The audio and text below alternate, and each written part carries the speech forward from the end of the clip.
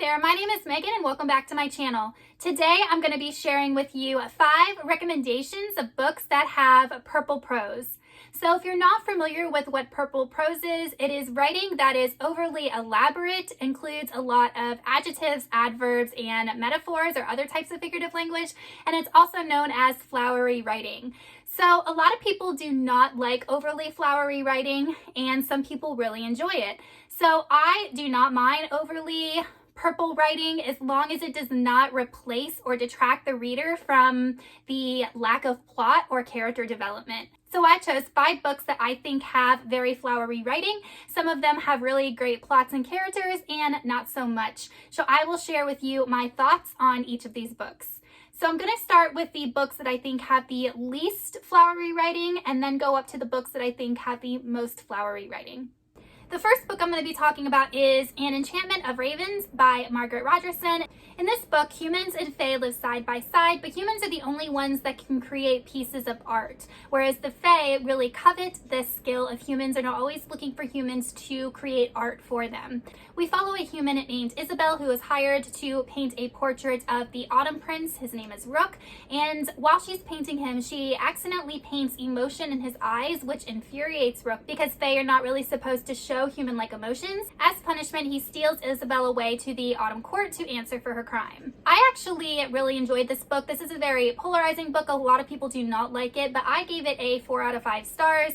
And this is the same author that wrote Sorcery of Thorns, which kind of blew up last year on BookTube, and I actually enjoyed this book more than Sorcery of Thorns. I found that Margaret Rogerson used a lot of description when talking about Isabel and Rook as they were traveling from the city to the Autumn Court. They do have to travel together through the woods, and she just used a lot of beautiful descriptions and adjectives for that journey.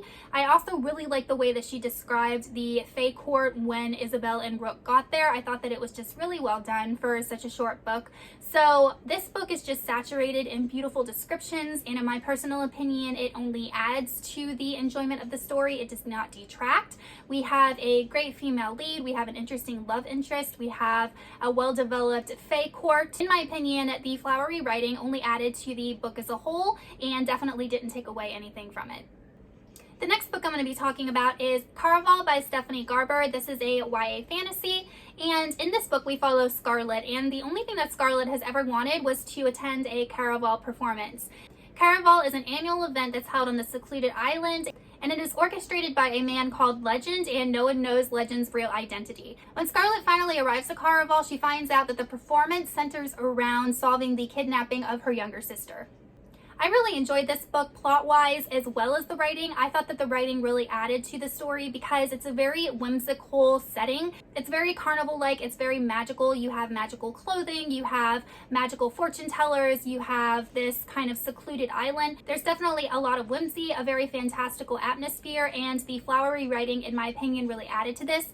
Not to mention, Scarlet actually has kind of a magical ability. She can see emotions as colors, and Stephanie Garber really described those instances with Scarlet when she's seeing these colors in a very, very purpley prose way. And I don't think it could have been done any other way than having like a flowery type of description. So I feel like the purple prose of this book, because of the whimsy of the story and the setting, was 100% necessary, and I absolutely love the series and I love Stephanie Garber's writing. The next book I'm going to be talking about is Strange the Dreamer by Laini Taylor, or just Laini Taylor in general. Laini Taylor is very famous for having very flowery writing, and I actually loved Strange the Dreamer. I gave it 5 stars, and I did not enjoy her Daughter of Smoke and Bone series as much as Strange the Dreamer, and I still need to read the sequel, Muse of Nightmares. But Laini Taylor has very purple prose, and I think that that overly descriptiveness of things definitely adds to the length of her book. However, while she does have very descriptive prose, she actually has a really good cohesive plot and really, really well-written characters. So she is another example of an author that I can get over the floweriness of the writing because underneath her story is very, very strong. Now, I do wish sometimes it would be scaled back because it can be a little bit much. She's still an author whose work I do enjoy, and if you can get past the floweriness of the writing and really focus on the plot and the themes that she's trying to convey, she will be an author that you really enjoy.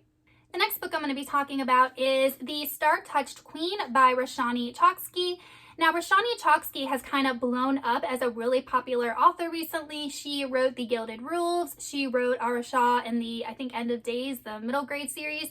So she is definitely an author that has been getting a lot of buzz recently, and I believe this was her debut novel. I read this novel and personally didn't connect with it. This book has extremely purple prose. It is so descriptive. She uses so many adjectives and so many similes and metaphors that in my personal opinion, it really pulled me from the story. I had a lot of trouble understanding the plot and if what was going on was linear or if it was shooting forward to the past or the present. And I think that a lot of that had to do with the way that she wrote. I feel like if she had scaled back the floweriness of the writing and just focused on what was happening in each scene instead of trying to convey using figurative language, I would have understood a lot more. For me personally, I did not really connect with this book. I didn't connect with the story, I didn't connect with the characters, and I definitely didn't connect with the writing. And there were just some phrases and sentences that were in here that just made absolutely no sense. And if it was trying to be some sort of metaphor, I couldn't figure out what was being compared. So unfortunately, this author's writing is just not for me. I know that there are a lot of people out there that absolutely love her writing, and it is definitely purple prose, but for me, it was overdone and I couldn't follow the plot, and I think that had a big part to do with it. The last book I'm going to be talking about is The Night Circus by Erin Morgenstern. I would classify this book as fantasy, but I think it's sold in like the literary fiction section or just the regular fiction section of bookstores.